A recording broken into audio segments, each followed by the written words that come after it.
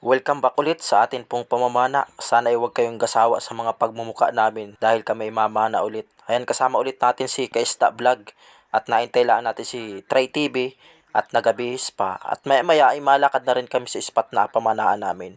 Bali tatlo ulit kaming mamana doon lang sa spot na napamanaan namin. Dinilaan sa bandang tabilaang. At nandili na kami sa tabing dagat at naka-prepare na. At syempre mamana na kami. At nandiyan na si Kaista Vlog, malusong na. At tinaintay lamang namin si Try TV para kami ay makapagsimula ng pamamana. Tara, samahan nyo kami at tingnan natin kung ano yung mahuhuli natin ngayong gabi. At sa ating unang pagsisid ay may umakit agad sa ating isang mapakagandang panain, isang panos or pusit lumot. Ayan, makipaglaro pa sana ako din kaso ay maikli yung pasensya ko kaya pinana ko na agad dyan. Ayun, yung nadali natin, yung panos okay na rin, good size na rin, napakasarap sa prito nyan, ganyan lang yung size nyan. At ito naman yung sunod nating pinana, isang manitis yan.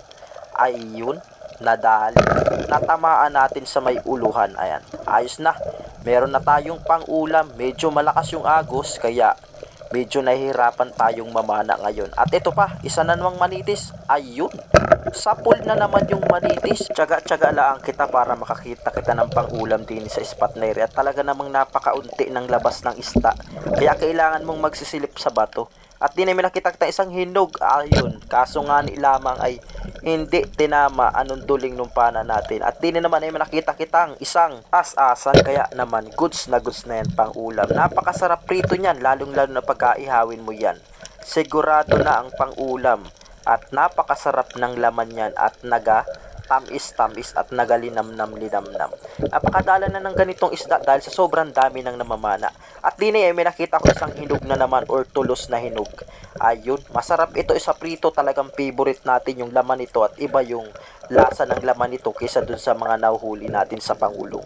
Ayan, goods na, meron na tayong pangulam. At din ay may nakita na naman akong isang manitis, anong pagkalaki, ayos na. Ayun, bali hindi tayo lalagay agad sa tuhugan. Pinupuno muna natin yung ating puntunod bago natin ius-us dun sa pinakantuhugan natin. At din naman ay may nakita na namang isang manitis na naman. Aba, anong pagkinahawa ng mga ganiring panain. Kung ganirila ang lagi ang panain din sa spot na rin ay talagang araw-arawin wari at gabi-gabihin pa. May patanghali pa. At din naman ay may nakita ko isang as-asa na naman. Ayan, sana ay tamain natin at anong sarap pa naman ihawin yan. Ayun, buti na lang at tinama, ayos na. Meron na tayong pangulam. Sana ay makabinta pa kita dito sa atin pong pamamana. Isa na namang manitis, anong ginhawa talaga naman pag ganir yung panain mo din sa spot. Talaga lang namang masisid ka lang talaga sa ilalim para makita mo lang talaga yung mga manitis. At din ayun, muntik na, tamaan yung bato. Sayang pa yung isang manitis, anong pagkalaki pa naman, sayang. At din naman ay may nakita ko isang pugita. Napana ko na yan, binalikan ko lang sa ilalim at kinuha ko, sayang malaki din. Na umabot din ng 3 kiluhin yan, kaya talagang kinuha ko sa ilalim yan. Anong pagkapagod ko bago makuha yan dahil nakailang balik ako sa ilalim. Nakatatlong balik po muna ako bago ko makuha yung pugita na yan. At may nakita ako din ng isang table corals, anong pagkalapad. Umagaw sa pansin ko kaya konti binidyohan natin para may makita naman kayo mga table corals dito sa ating mga video. At din naman ay may nakita akong isang danggit na dilaw or hinog, ayun, nadali. At may kaasawa pa pala yun, nandun nakasuksok sa butas. At agad kong pinana, nag-reload ka agad ako at baka nga makatakas pa ay sayang din. Ayun, nadali natin yung dalawang hinog.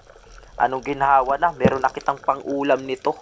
At din naman ay may nakita kitang isang labahita. Ayun, nadali, gitik. Gitik na kitik, ayun. Lampasan yung ating tunod. Anong lupit natin, ano. At din naman ay may nakita na naman kitang isang pugita nasa butas. Ay agad kong inapakasundot-sundot ay hindi man lamang nagapakalabas. Anong pagkatagal ko rin din sa pugita na eri. Ang gawa ko ay nakailang balik din ako bago ko ulit makuha. Ayun, ayos na. Umabot din ng 1 kilot kalahati. Kaya ang gawa dyan, anong ginagawa sa mga pugita, inapakuluan yan maigi para lumambot ng maganda. Kapag hindi ka marunong gumawi ng pugita, kahit anong laga mo dyan, ay parang chinilas pa rin ang kunat nyan. Ayan buhay na buhay pa yan. At nadaplisan lang natin yung tama, kaya talagang buhay pa siya. Hindi natin napuruhan yung pugita na yan. At dini ay may nagapahabol sa ating isang danggit. Akala siguro ay hindi ko atamaan. Sapol yung danggit.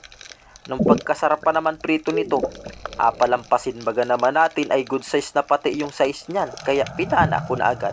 At di na may nakita kong isang samaral ng pagkalabo ng tubig. Talaga namang hinabol ko pa maigi yan para laang mahuli. Dahil sobrang ilap pag natututukan mo ng flashlight. Kailangan ay mahina lang yung flashlight mo para mahuli mo yung mga samaral. Ay pag malakas yung flashlight mong gamit dyan, anong bubulos niyan? Parang mga jeet yan kapag nakakita ng malalakas na ilaw. Kaya mahinang ilaw lamang ang inagamit pag may mga samaral na target. At dini isang danggit na naman ang nagpakita, kaya tinarget ko na ulit. Ayun, medyo malabo yung tubig dyan. Ito yung dinagdag natin sa mga videos natin dahil wala nang mga kasama. Kaya inad ko na lamang dito sa videos natin. At din ay may nakita kong isang baliagos naman. Ayun, pinahabulan ko lamang, buti tinama. Yan yung pinakamahal ding isda, baliagos or long nose emperor ang tawag namin din sa Marinduque. At din naman ay may nakita kitang isang karilaw or tingin. Kaya goods na pang ulam. Yan ay huli nating pinana. Maraming salamat sa panonood. Next time ulit, sana'y huwag kayong magsawa sa mga pagmumuka namin.